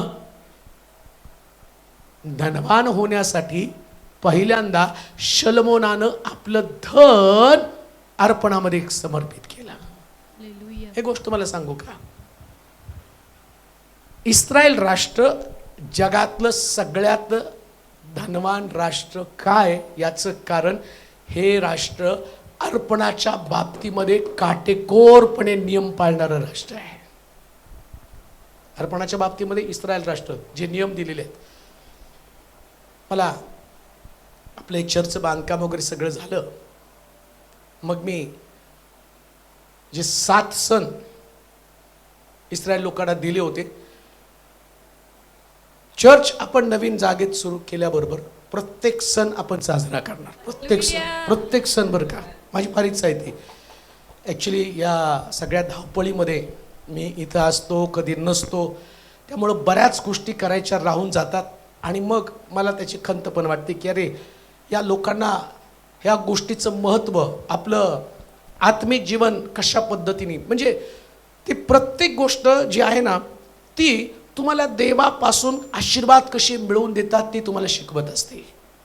प्रत्येक गोष्ट पहा, शेवटची जी पिढा, वलांडणाचा सण असं त्याला म्हटलेलं आहे. वलांडणाचा सण, वलांडणाचा सण आणि त्याच्यानंतर इस्रायल लोक मिस्रामधनं सुटले आणि कनानामध्ये पोचले, पण त्याच्या अगोदर वलांडणाचा सण होता. आता वलांडणाच्या सणाच्या बाबतीमध्ये जर तुम्ही बघितलं तर तिथं असं लिहिलं, प्रत्येक घराण्यामध्ये घराण्याच्या संख्ये इतकं कोकरू घ्यावं आणि ते कापावं. म्हणजे घराला पुरल एवढं, तुमच्या घराला किती पुरतं, समजा तुमच्या घरामध्ये 50 माणसं आहेत तर 1 कोकरू पुरणार नाही. तुमच्या घरामध्ये किती लोक आहेत त्याच्याप्रमाणे तुम्हाला अर्पण करावं. कोकरू अर्पण करायचं, कापायचं. कोकरू कापलं, ऐका बरं का, फार सुंदर आहे. कोकरू कापलं, मग वलांडणाचा सण साजरा केला, कोकरू कापलं, अर्पण केलं. सगळीकडं आम्ही पाहतो की संवारदूत आला आणि त्यानं प्रत्येकाच्या गोठ्यामधलं, घरामधला प्रथम मुलगा, प्रथम वत्स मारला आणि इस्रायल लोक त्या ठिकाणामध्ये वाचले. आता बघा, देवाने त्यांना अर्पण करायला सांगितलं आणि तो म्हणतो की जाताना आता तुम्ही काय करा, मिस्रातनं बाहेर पडताना मिस्त्री स्त्रियांकडे जा आणि त्यांना दागिने मागा. शल्मोनाला त्याने काय सांगितलं, तू अशी गोष्ट माझ्यासाठी केली की त्याच्या मोबदल्यामध्ये अजूनपर्यंत कोणाला तसलं धन मिळालं नाही, अजूनपर्यंत कोण तसं श्रीमंत झाला नाही, तसं श्रीमंत. आता इकडं इस्रायल लोक सुद्धा गरिबीतनं श्रीमंतीकडे चाललेले आहेत आणि मधल्या काळामध्ये त्यांच्याकडे होतं अर्पण. घराण्याच्या संख्ये इतकं अर्पण, परिवाराच्या संख्ये इतकं अर्पण. म्हणजे काय हो, तुमच्या परिवारातल्या प्रत्येक व्यक्तीला अर्पणाचं महत्त्व समजलं पाहिजे. परिवारातल्या प्रत्येक व्यक्तीला बरं का, तुमचं किती छोटा असला तर तुमच्या त्या मुलाला तुम्ही 10 रुपये दिले ना तर त्याला सांगायचं, बाळा 1 रुपया देवाचा आहे. कशासाठी माहिती का, तो तुमचा छोटा मुलगा मोठा होताना नुसता मोठा होणार नाही, ज्ञानानं, संपत्तीनं, सामर्थ्यानं प्रभू त्याला मोठा करणार आहे. याच्यासाठी म्हटलं बेस्ट अर्पण, बेस्ट परतफेड. घराण्याच्या संख्ये इतकं तुझ्या परिवारामध्ये, आणि ते तुला शिकवता आलं पाहिजे. परिवारामध्ये शिकवा. घराण्याच्या संकेत ग. इकडं घराण्याच्या संकेत ग म्हणजे घराण्यातल्या प्रत्येक व्यक्तीला अर्पणा संबंधानं शिकवता आलं पाहिजे. अर्पण. मग वल्हांडणाचं सण. आता बघा, मिस्रातनं बाहेर पडण्याच्या अगोदर अर्पण, मग मिस्रातनं बाहेर पडलेलं आहे. म्हणजे कनानात जायचंय तर सुरुवात कुठून आहे? आणि तुम्हाला जायचंय कुठं? स्वर्गात. सुरुवात कुठून आहे? म्हणजे बरेच लोक मला फोन करताना, पालक साहेब आम्हाला खूप पैसे मिळावेत अशी प्रार्थना करा, मग आम्ही तुमच्या चर्चला बांधकामाला देतो. मी तशी प्रार्थना करण्याच्या ऐवजी मी अशी प्रार्थना करतो, देवा त्यांना देण्याच्या ऐवजी मलाच दे. कशाला असं यायचं तुमच्याकडनं घ्या, देवाने तुम्हाला द्यायचं मग तुम्ही मला द्यायचं, त्याच्यापेक्षा मी डायरेक्ट झाप मारल त्याच्यावरती. अहो बेस्ट अर्पण, बेस्ट परतफेड आहे. हालेलुया. हालेलुया. देव असं कधी घेत नाही. आमच्या शेताची विक्री द्या, आमच्या आमक्याची विक्री द्या, मग याचं विक्री द्या. एक शहाणा तर म्हणतो मला 1 कोटीची लॉटरी लागू द्या.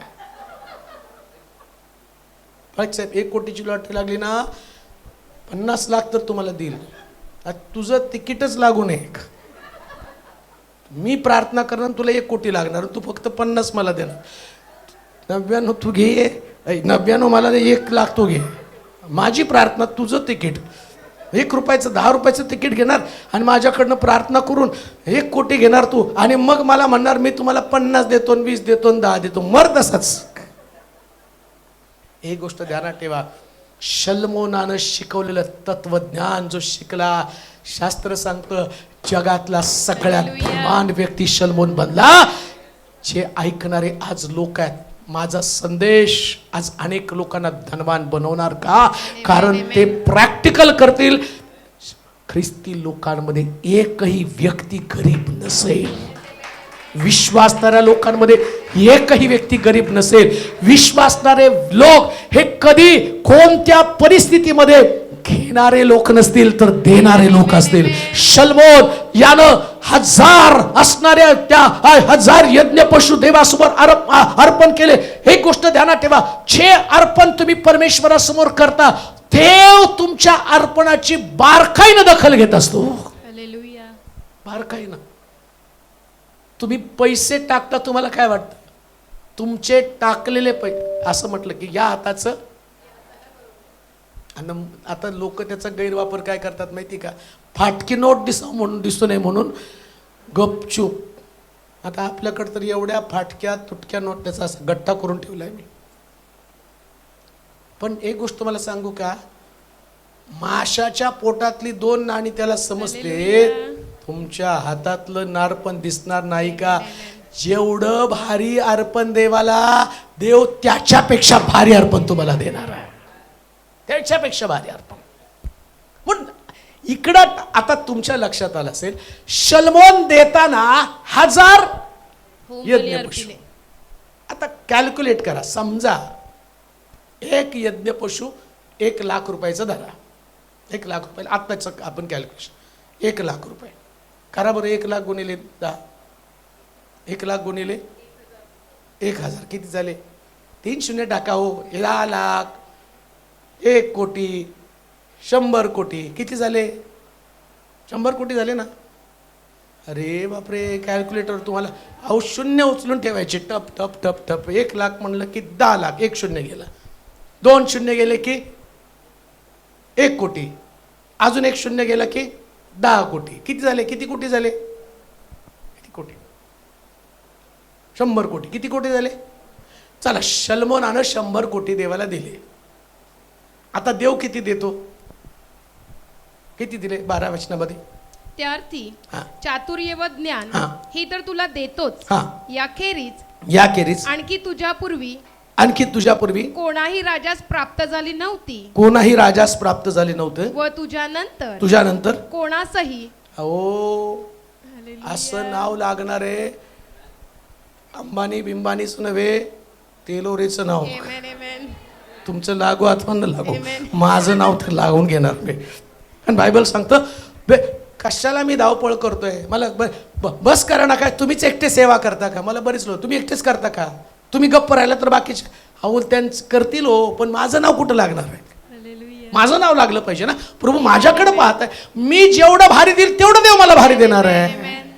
तेवढं भारी तुम्ही धडपड धडपड धड इथं काय मला घसात आणून सांगण्या मग माग शांत बसून 15 मिनिटाचा संदेश दिला असता, तुम्ही काय माझ्या डोक्यात दगड घातला असता. उलट तुम्ही म्हणलं पाळक साहेबांना बरं नाही, आणि मी पण माझा चेहरा सुकून आलो असतो. हे असलं भंगार जीवन नाही मला जगायचं. माझं नाव लौकिक असणारं जीवन जगायचं. प्रभूला आवडतं ते गौरवी गौरवी गौरवी गौरवी अद्भुत जीवन. ज्या जीवनामध्ये शलमोन म्हणतो 1000 नाही, माझ्याकडं आत्ता एवढेच अर्पण आहे असतं तर साऱ्या गावाची अर्पण आणून मी प्रभू तुला दिली असती. लक्षात ठेवा, प्रभूकडे येताना तुम्ही असं विचार करायचा, जे माझ्या प्रभूला देईल त्याच्या सारखं मी कोणाला देणार नाही. आणि देव म्हणतो शलमोना, अरे तू म्हटला मी तुम्हाला जे देईल त्याच्यासारखं कोण, आता मी पण तुला असं देईल हे कोणाला आजपर्यंत मिळालं नाही. ते अर्पणाच्या मोबदल्यामध्ये देव तुम्हाला सर्वोत्तम प्रकारचं देणार आहे. आता तुमच्यासाठी टाळ्या वाजवा. तुम्ही जे देवाला दिलं, देव तुम्हाला असं देणार की आतापर्यंत कोणाला मिळालं नाही, कोणाला मिळालं नाही इतके आशीर्वाद प्रभू तुम्हाला देणार. म्हणून लक्षात ठेवा, तुम्ही मायनस मध्ये नाही, तुम्ही प्लस आणि प्लस आणि प्लस मध्ये आहात. कारण देव तुम्हाला उत्तम अर्पणाचं उत्तम प्रतिफळ देणार आहे. मायनस मध्ये नाही हो तुम्ही, मायनस मध्ये नाहीये तुम्ही, काहीच मायनस मध्ये नाही. मी तर मायनस मध्ये नाहीच आहे. मला तर जेवढं गेलं, अरे बापरे, मी कधी आता किती येणार आहे बाबा, किती येणार आहे, कुठं ठेवू, कुठं ठेवू, कुठून येणार, कसं येणार आहे. लक्षात ठेवा, प्रभू तुमच्यासाठी सगळी प्रोव्हिजन देव पाहतो. किती दे तुम्ही, ज्या मापानं तुम्ही देता. आणि लक्षात ठेवा, तुमचं माप आणि देवाचं माप फरक आहे बरं का. असं लिहिलं, देव म्हटलं ज्या मापानं तुम्ही द्याल त्याच मापानं तुम्हाला दे. पण देवाचं माप वेगळं आहे. देवाचं माप तुम्हाला सांगू, आकाश त्याचं, पृथ्वी त्याचं, पाय ठेवण्याचं ठिकाण. आमचं माप उशी, हे माझं किती 1 फूट. मी एवढ्याच मापात बोलतोय. आता देव म्हणतो माझं माप तुला सांगतो, आकाशावर बसतो, पृथ्वीवरती पाय ठेवतो. मग देव एवढा मोठा, त्याचं माप किती मोठं असेल, किती मोठं माप असेल ते. तुम्ही जे प्रभूला देता, तुमचं विधवेच्या 2 टोल्या आहेत, सारफतची 1 भाकर आहे, डोंगरावरती असणाऱ्या मुलाच्या 5 भाकरी 2 मासे आहेत. देवाचं माप किती आहे? देवाचं माप 12 टोपल्या, 5000 लोकांना तृप्त होऊन 12 टोपल्या. विधवेचं माप 1 भाकर, मी खाते, माझा मुलगा खातो, मरून जातो, पण ती म्हणते हे माझं बेस्ट अर्पण आहे, मी माझी उपजीविका प्रभू तुला देऊन टाकली. तुम्ही जे प्रभूला दिलं ना, मी म्हणतो वाट पहा, वाट पहा, देव तुम्हाला काय देणार आहे. आणि त्याच्या पलीकडे जाऊन सांगतो, जे देव तुम्हाला देणार ते कोणाकडेच नसणार आहे, कोणाकडेच नसणार आहे बरं का, कोणाकडेच नसणार आहे. जे माझ्याकडे ते कोणाकडेच नाही आहे. आणि खरंच मी माझ्याकडचे ते कोणाकडे नाही आहे. मला केल्यावरती बरेच लोक म्हणतात, पाळक साहेब इतका आनंद होतो तुमच्याकडे बघून, असं वाटतं की देवानं मला एका घरामध्ये गेल्यावर एक आंटी माझ्याशी बोलत होत्या. ते मला म्हटलं की पाळक साहेब फार संदेश ऐकायचे, आणि अनेक संदेश ऐकल्यानंतर मनामध्ये खंत वाटायची की देवा, असे संदेश ते त्या काळात होते, ते संदेश ते तू निर्माण कर की जे संदेश ते लोकांना पाप दाखवत होते, त्यांच्या चुका दाखवत होते आणि लोक पश्चाताप करत होते. मग मी फार वाईट वाटायचं की तसं बोलणारं कोणी नाही, सगळे गोड गोड उपदेश करतात, लोकांना आवडणारे उपदेश करतात. मग एका बहीण माझ्याकडे आली, तिने सांगितलं की अगं जर उपदेश ऐकायचं तर यांचा ऐक. ते म्हणले, मी रडून रडून देवाकडे प्रार्थना करायची की देवा, असे संदेश ते लोकांना टोचणी लागणारे संदेश ते तू पाठव. आणि मग मी एक उपदेश ऐकला. तो उपदेश ऐकल्यावर मग दुसरा, तिसरा, चौथा, 5वा उपदेश ऐकल्यावरती मी देवाला गुडघे टेकून प्रार्थना केली, रडायला लागले. ज्या गोष्टीसाठी मी अनेक वर्ष प्रार्थना करत होती, तो संदेष्टा ज्या संदेष्टानं या जगामध्ये क्रांतिकारक बदल करेल, महाराष्ट्रामध्ये क्रांतिकारक बदल करेल, अशा व्यक्तीला तू पाठवलं. मी स्वतःला धन्य समजते की तुम्ही माझ्यासमोर उभा आहेत, की जे लोकांच्या जीवनामध्ये परिवर्तन करते. मग परिवर्तनाची साक्ष माझ्या घरात, माझ्या परिवारामध्ये. मला सगळ्यांपेक्षा देवानं वेगळं केलं आणि मला त्याचा आनंद वाटतो की मी वेगळा आहे. आणि आता तुम्ही जे प्रभूला दिलं, देव तुम्हाला पण सगळ्यांपेक्षा वेगळं देणार आहे. Amen. हे चॅलेंज आहे, लक्षात ठेवा. स्वीकार.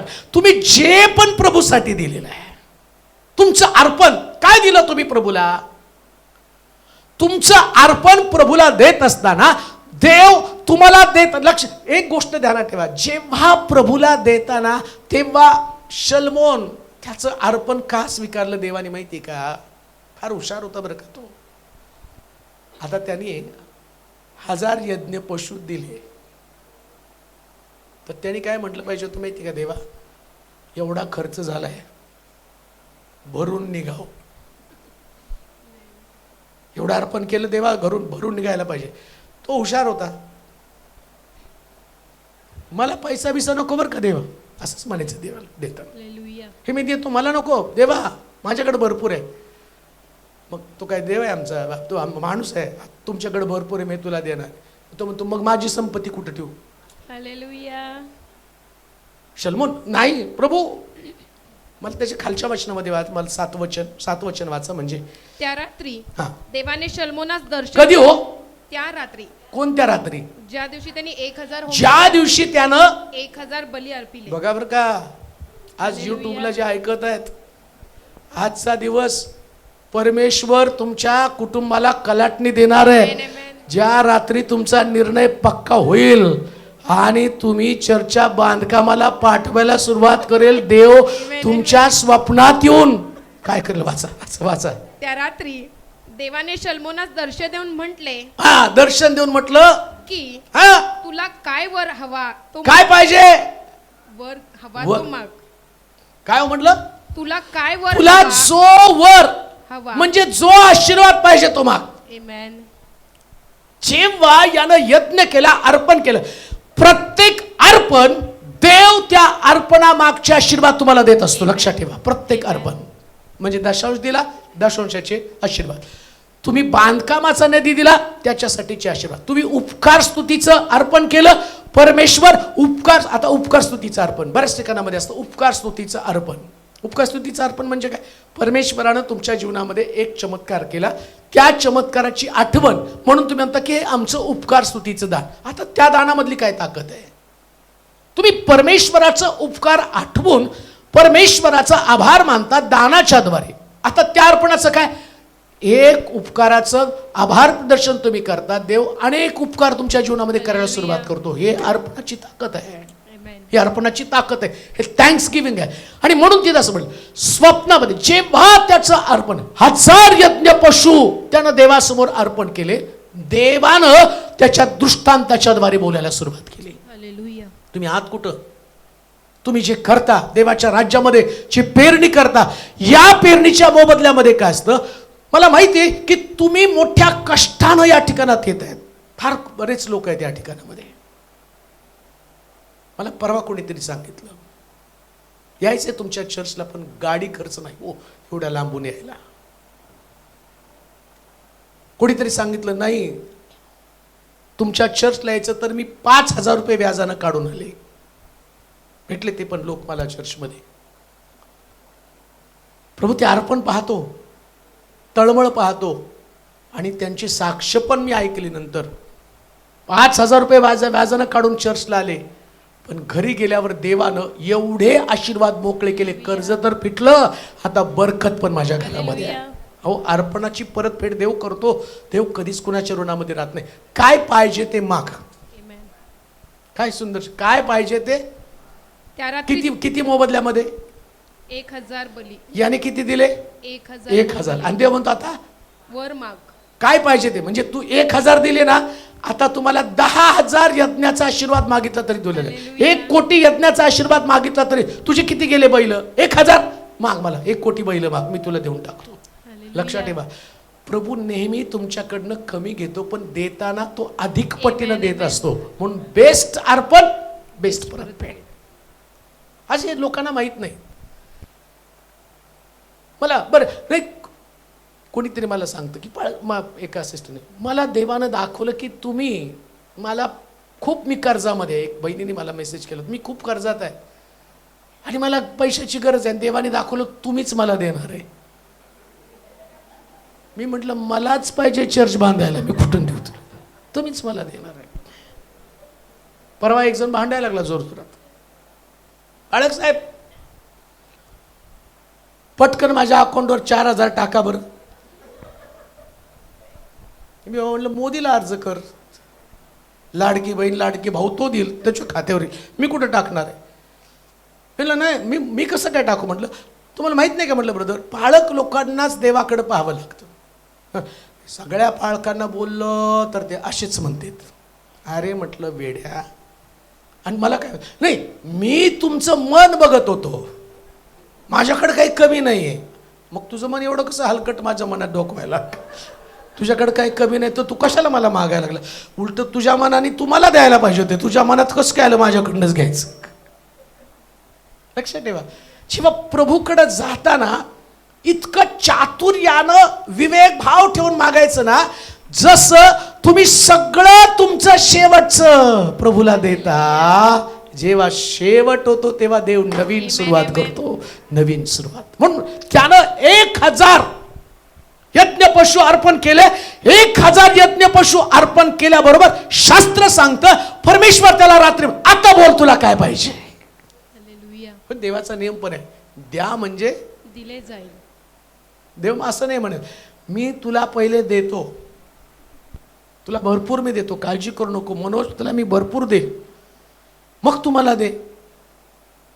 आता त्याने मला फुकट दिल्यावर मला देणं काही कठीण आहे, पण मी माझं प्रभूला देतो. आणि प्रभू म्हणतो ते सुंदर आहे. हो, तुमची लहान लेकरं फार हुशार आहेत.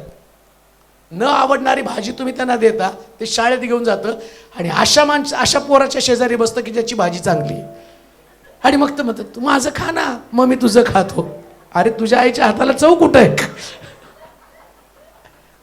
अहो आमचं सगळं बेचव आहे, देवाकडे सगळं चवदार आहे.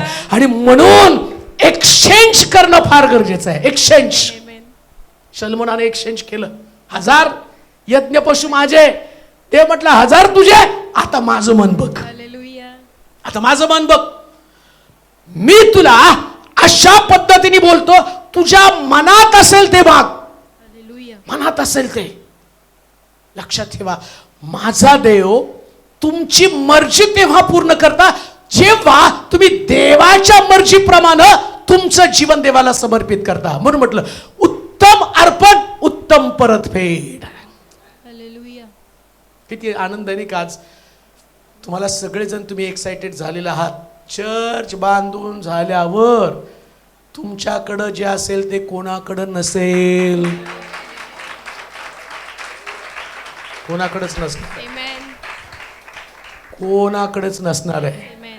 मला माहिती आहे, मी एवढी धावपळ करतो ना, सगळं पळापळ करून चर्च बांधायचं चर्च बांधायचं चर्च बांधायचं. कोण कशाला एवढी धावपळ करता, आता जरा गप्पा. नाही, हे माझं अर्पण आहे, मला पळापळ करायचीच आहे, मला जायचं आहे.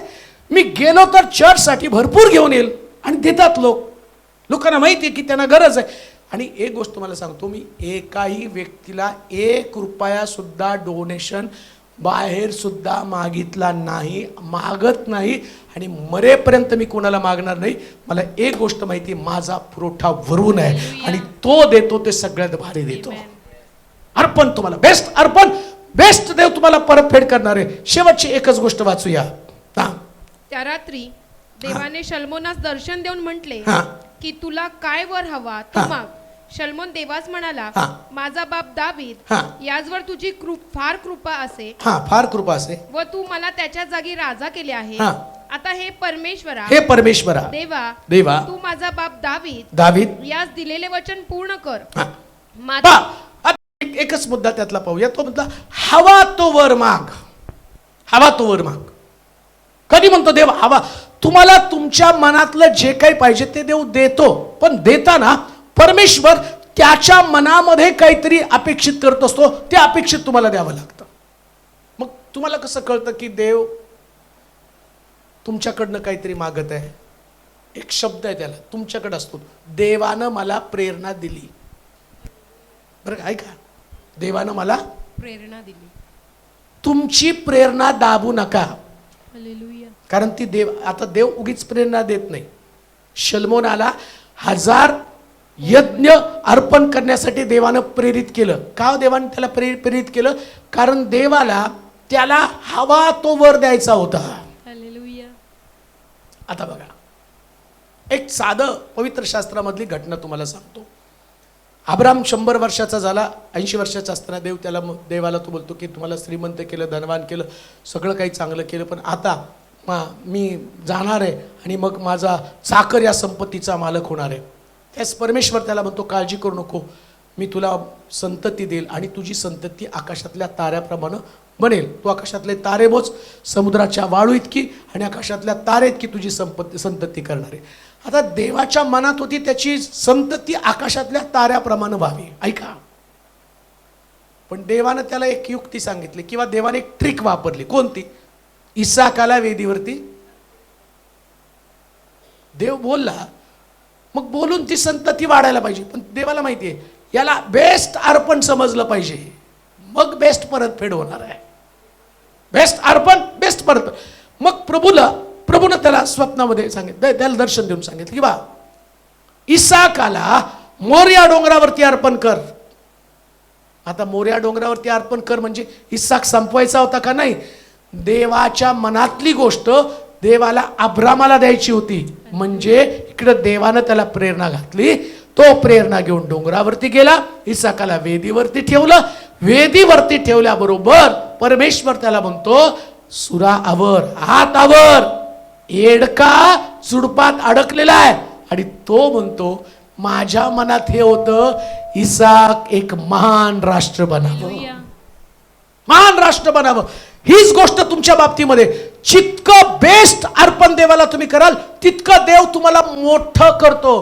कोणत्या अर्पणानं तुम्ही गरीब होत नाही. प्रत्येक अर्पण तुम्हाला धनवान धनवान धनवान धनवान आणि श्रीमंत बनवण्याचं काम करत असतं. म्हणून लक्षात ठेवा, आज जी गोष्ट प्रभू आम्हाला शिकवत आहे, जसं शल्मोनानं बेस्ट अर्पणाच्या द्वारे बेस्ट मिळवलं, तसंही आमच्या जीवनातलं बेस्ट प्रभूला आम्ही देऊ, यासाठी की प्रभू आम्हाला बेस्ट परतफेड करणार आहे. पुन्हा एकदा आपले डोळे आपण बंद करूया, आपल्या जागेवरती आपण उभं राहूया, नतमस्तक होऊया, आपल्या मान आपण झुकूया.